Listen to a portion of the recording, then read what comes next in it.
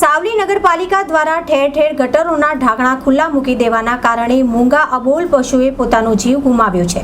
સાવલી નગરપાલિકાની ઘોર બેદરકારી સામે આવી છે। સાવલી નગરપાલિકાની ઘોર બેદરકારી સામે આવી। સાવલી નગરપાલિકા દ્વારા ઠેર ઠેર ગટરોના ઢાંકણા ખુલ્લા મૂકી દીધેલી અવસ્થામાં જોવા મળી રહ્યા છે। સાવલી નગરપાલિકાના પ્રતાપે એક મૂંગા અબોલ પશુનો જીવ લીધો। સાવલીમાં ગટર લાઇનના ખાડામાં એક ગાય પડી જતા તેનું મૃત્યુ નીપજ્યું છે। સાવલી નગરપાલિકાની બેદરકારીના લીધે હજી કોઈ જાનહાનિ થશે તો તેનું જવાબદાર કોણ? અગાઉ પણ સ્થાનિક નાગરિકો દ્વારા પાલિકાને લેખિત અને મૌખિક રજૂઆત કરી હોવા છતાં તંત્ર દ્વારા આ ખાડા કાન કરવા જેવી સ્થિતિ જોવા મળી રહી છે। ચોમાસું બેસવાની ગણતરીના દિવસો બાકી છે ત્યારે ઠેર ઠેર ખાડા અને ગટરો તૂટેલી અવસ્થામાં જોવા મળી રહ્યા છે। સાવલી પાલિકાની નિષ્ક્રિય કામગીરીના લીધે લોકોમાં ભારે રોષ જોવા મળી રહ્યો છે। સાવલી નગરમાં સમસ્યાઓનો કોઈ અંત નથી, એટલે જે ગટર લાઇનને રાખવામાં આવેલી એના ગટરના ઢાંકણા જાહેરમાં માર્ગો પર તૂટેલા છે।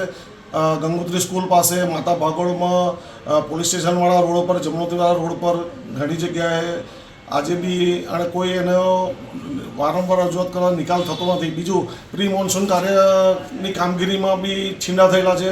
કોઈ જગ્યાએ પ્રી મોન્સૂન કરવામાં આવેલ નહીં। દર વર્ષની જેમ જે રંગાવ કાંસ સાફ કરવામાં આવે છે, જે પાણીનો નિકાલ ગામનો છે, એ કોઈ કાંસ સાફ કરવામાં આવેલ નથી।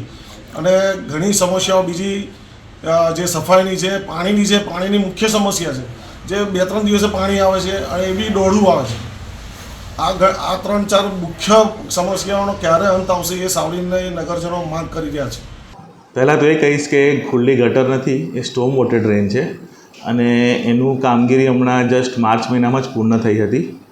ત્યારબાદ અમુક લોકલ લોકો જેમને આ સ્ટોમ વોટર ડ્રેનથી પ્રોબ્લેમ હતો એવા લોકોએ પોતાના હાથમાં કાયદો લઈ રાત્રે 2-3 વાગે 4 વાગે એવું જે લોકલ અમુક લોકોનો મને રિપોર્ટ મળ્યો છે કે એમને જેસીબી જેવા યંત્રો યુઝ કરી અને એ લાઇનને ભારે નુકસાન પહોંચાડ્યું હતું।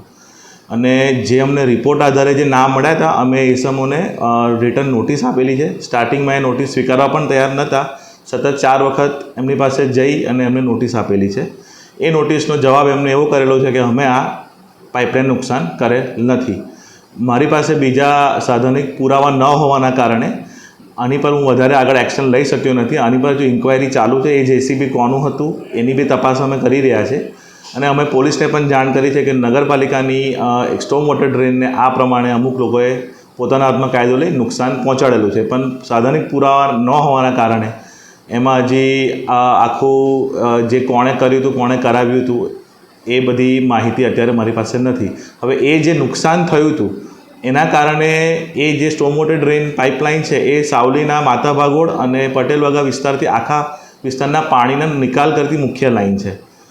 એ લાઇન તોડીને બંધ કરેલ હતી, તો હવે ચોમાસું માથે આવી ગયું છે તો અમારે પાણીના નિકાલ માટે એને ખોલીને એટલીસ્ટ સાફ કરવાની અમારી જવાબદારી બનતી હતી। કે 2 દિવસ પહેલાં અમે એને ખોલી હતી, પણ એના કુંડીને અમે કવર કરેલા હતા, તે છતાં ખબર નહીં કોઈ ક્યારે કુંડીના કવર હટાવ્યા અને એ કુંડી એક ખુલ્લી રહી ગઈ, જેમાં એ ગાય ખાબકી છે ગઈકાલે એવું મને માહિતી મળી છે અને એ ગાયનું દુઃખદ અવસાન થયું છે।